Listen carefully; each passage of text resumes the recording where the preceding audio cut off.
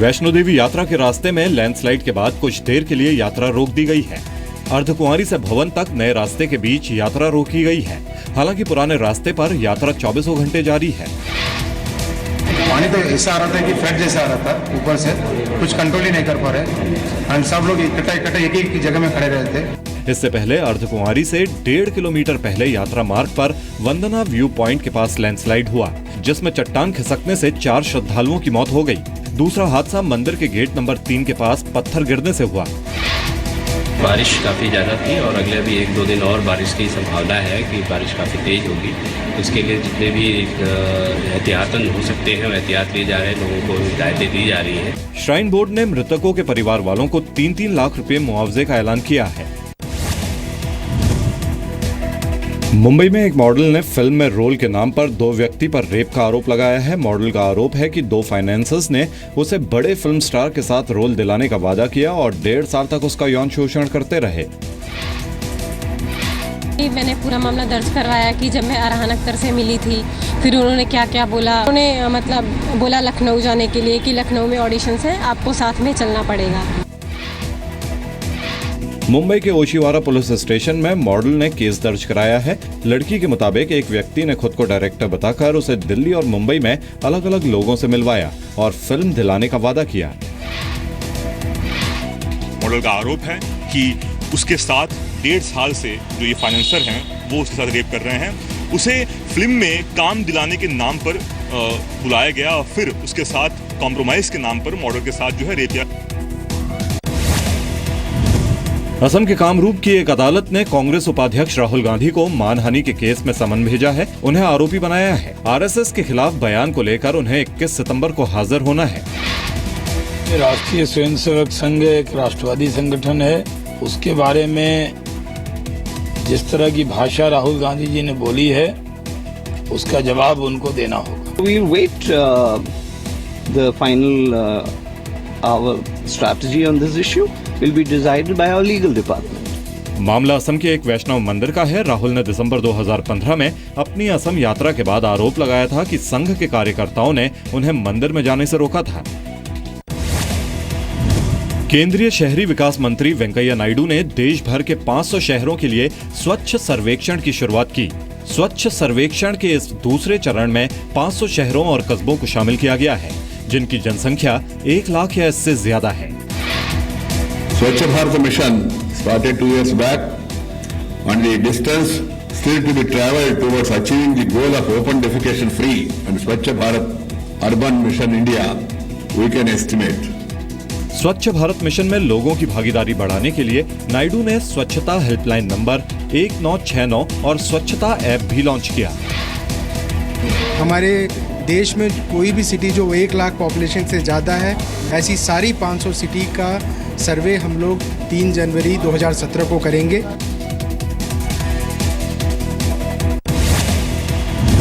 कांवड़ियों को लेकर जेडीयू नेता शरद यादव के बयान का विरोध हो रहा है। भोपाल में बीजेपी कार्यकर्ताओं ने शरद यादव के खिलाफ प्रदर्शन किया। बीजेपी ने शरद यादव के बयान को हिंदुओं का अपमान बताया है, जबकि जेडीयू ने इससे इनकार किया है।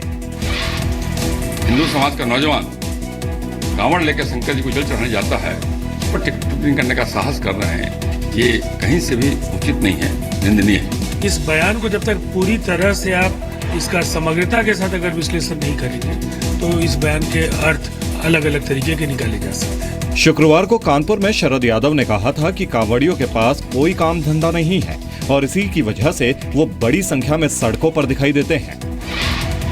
कांवड़िए बड़े पैमाने पर निकलते हैं, सावन वाला यानी हालात जो है वो सड़कों जो है वो इस सावन के त्योहार में जो पानी ढालने वाले हैं, सबसे बड़ा नज़ारा बेकारी बेरोजगारी को वहाँ देख सकते हैं। शरद यादव पहले भी कई बार विवादित बयान दे चुके हैं। मार्च 2015 में शरद यादव ने कहा कि दक्षिण भारत की महिलाएं सांवली तो होती हैं, लेकिन उनकी बॉडी खूबसूरत होती है। महिला आरक्षण बिल का विरोध करते हुए शरद ने कहा था कि इसका फायदा सिर्फ परकटी महिलाओं को होगा। असम के कोकराझार के आतंकी हमले की जांच में एनआईए मदद करेगी। एनआईए की एक टीम ने तिनियाली बाजार में हमले वाली जगह का दौरा किया, चश्मदीदों से बात की। असम के मुख्यमंत्री सर्बानंद सोनोवाल ने गुवाहाटी में अस्पताल में भर्ती घायलों से मुलाकात की। हमले में मारे गए एक आतंकी की पहचान हो गई है। वो national democratic front of Bodoland का कमांडर है। मुंबई में हुए जी बिजनेस मार्केट एक्सीलेंस अवार्ड्स में बिजनेस जगत से जुड़ी देश की बड़ी हस्तियों को सम्मानित किया गया। इस मौके पर उद्योगपति राहुल बजाज को लाइफ टाइम अचीवमेंट सम्मान दिया गया। इस कार्यक्रम में ऊर्जा मंत्री पीयूष गोयल, राज्यसभा सांसद डॉक्टर सुभाष चंद्रा भी शामिल हुए।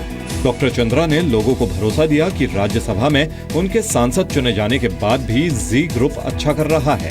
अगले 2-3 साल तक वो जी ग्रुप के मेंटर का काम करते रहेंगे। But many of you also raised lot of questions to me. ये कंपनी क्या आप नहीं चलाओगे, काम नहीं करोगे, अब कैसे होगा?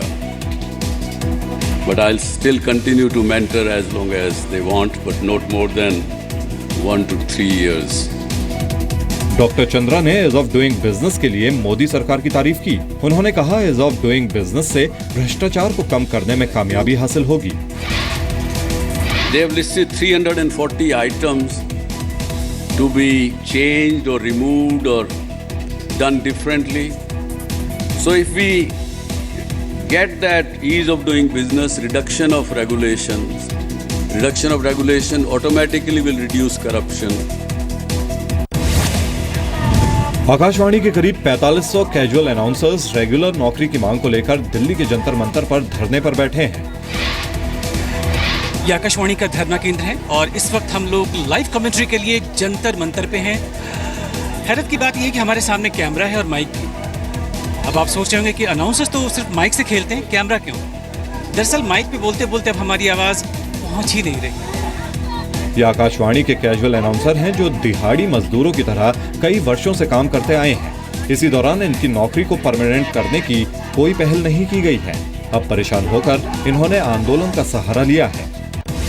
भारत में आतंकी संगठन ISIS के कल्याण मॉड्यूल को फंडिंग करने वाले अब्दुल्ला हादी अब्दुल अल इनीजी को कुवैत में गिरफ्तार किया गया है। भारतीय खुफिया और सुरक्षा एजेंसियों ने जो जानकारी मुहैया कराई, उसके बाद गिरफ्तारी हुई। हादी की गिरफ्तारी के बाद कुवैत ने भारतीय एजेंसियों से उसकी जानकारी साझा की है। अब NIA की एक टीम हादी से पूछताछ के लिए जल्द ही कुवैत जाएगी। Bollywood film the legend of Michael Mishra का पंजाब हरियाणा में जबरदस्त विरोध हो रहा है। फिल्म में भगवान वाल्मीकि पर टिप्पणी के आरोप से गुस्साए संगठनों ने पंजाब बंद बुलाया था। फिल्म पर पंजाब और हरियाणा में पहले ही रोक लगा दी गई है। अमृतसर में बंद कराने को लेकर प्रदर्शनकारियों और दुकानदारों के बीच हाथापाई हुई।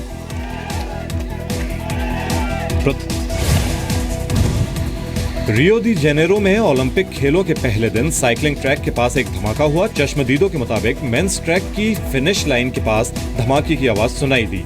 गनीमत रही कि धमाके के वक्त कोई इवेंट नहीं चल रहा था। धमाके के बाद बम स्क्वाड की टीम मौके पर पहुंची। पूरे इलाके की सुरक्षा बढ़ा दी गई। चीन में एक सड़क हादसे का खौफनाक वीडियो सामने आया है। फुजियान प्रांत के नैनपिंग शहर में पुल से गुजर रही एक कार ने पहले सामने से आ रही एक बाइक को टक्कर मार दी। हालांकि बाइक सवार कार के नीचे आने से बच गया और उसकी जान बच गई। लेकिन बाइक को टक्कर मारने के बाद कार बेकाबू होकर पुल की रेलिंग से जा टकराई और नदी में गिरने से बाल बाल बच गई। बाद में कार के ड्राइवर ने बताया कि उसने गलती से ब्रेक की जगह कार का एक्सीलेटर दबा दिया।